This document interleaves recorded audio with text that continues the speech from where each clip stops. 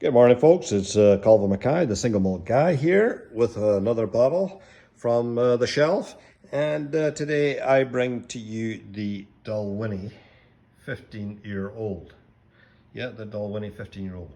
So, for all you fine folks that are out there that hasn't tried Scotch, look, here is a gentle spirit, and I would highly recommend this one for you guys, the 15-year-old Dalwhinnie, because you know what?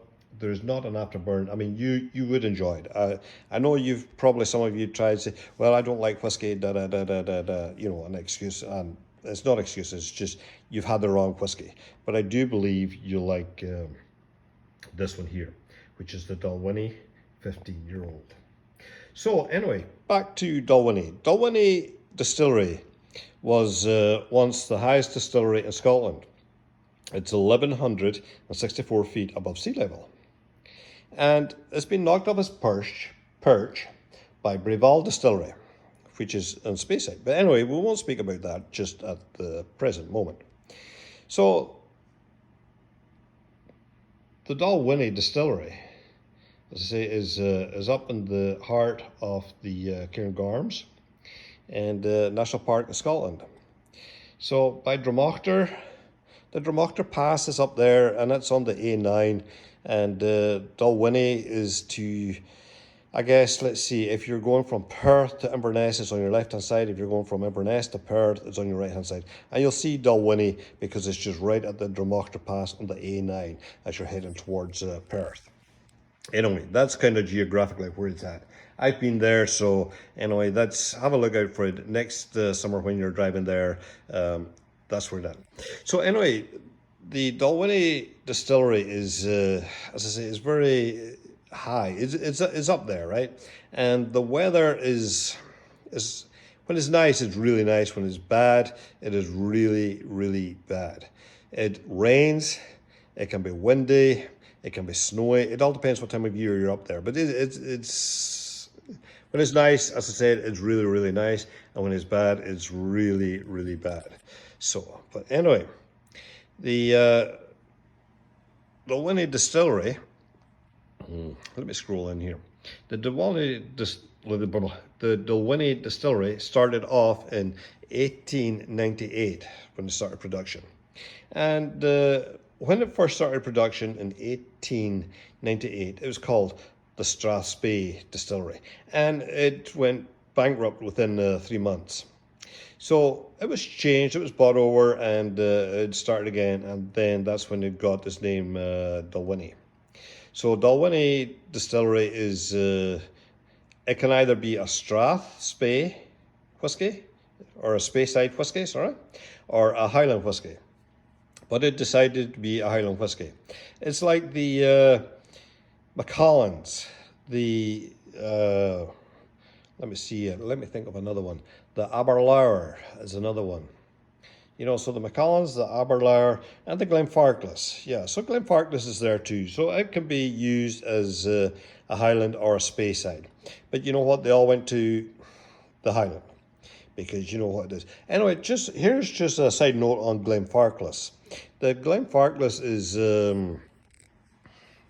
is what our king drinks. King Charles III. That's his tipple of choice, is the Glenfarclas. Anyway, going back to the Dalwhinnie. So, the Dalwhinnie whiskey is, as I said, it is the gentle spirit. So if you're ever thinking of trying the whiskey, this is the one to try. Once again, so the Dalwhinnie whiskey comes from a beautiful, beautiful distillery. And it gets its water from the loch, which is crystal clear, and all the snow melt, the rain, runs into the loch, and there it is redirected into the distillery. And the name of the loch is Lochnan Deer. Lochnan Deer. And that's Gaelic, obviously. You know, so I will, which translates to the green thicket, Loch Green Thicket. And if you want me, I mean, I can spell it out. LOCHAN /DOIRE dash UAINE. That's how it is spelled. but in Gaelic it is pronounced it's Loch an Diach, and that means Loch of Green Thicket. And I hope that that helps a wee bit. Excuse me, I've got to clear my throat a wee bit here. So that's where the water comes from. So when the distillery was built in 1897, a year prior to that, the distillery cost £10,000 to build. Yes, £10,000 is not a lot of money in today's range, but it was a lot of money back 100 years ago. Could you imagine? That would be well over £100,000 now. So that was the approximate cost. Distillery has the distillery went on fire back in 1934, I believe, and they took 4 years to get it back into full production again. And in 1937, it was hampered by the weather. So they had snow drifts of over 20 foot tall in the Dalwhinnie area, and it's kind of hampered building and everything else. You know, so as I said before, if you go up there, dress warm, keep yourself warm, and you know, if you go for a walk around the distillery or going up the mountains, just remember to let people know where you're going and just dress warm, because you know what, the weather could change very change a lot when you're up there. You know, just please look after yourself. Anyway, so I think that's all I'm going to say about this fine whiskey. And the notes on this whiskey, what I like, you know, like, I mean, the taste and everything else, like the honey heather, you know, I mean, you could taste, it's really, the flavors are just vanilla, apple, honey heather, you know, it's just an absolutely just a gorgeous whiskey to take. So I will go for now, and I'll let you try this out yourself, because you know what, it's your whiskey and you can drink it any way you want. And I like to put a drop of, I drink it neat, and then, but you know, I like to put a wee drop of water in it too, you know, afterwards. And it just opens the notes up a wee bit for me as well. You know, but anyway, it's your whiskey. You drink it any way you want, and don't let anyone tell you anything different, because you know what? It is your whiskey and it is your dram, so you drink it the way you want. Anyway, this is Calvin Mackay, the single malt guy, signing out, and I will see you next week. Thanks for listening.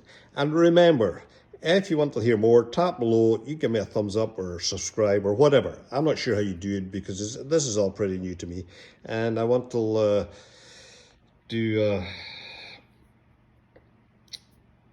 I just want to do some more stuff. You know, I've got some Macallans there, I've got some Old Pulteney there, I've got Glenbritton, that's a Canadian one, I've got the Highland Park there. So next week, hopefully next week, all goes well.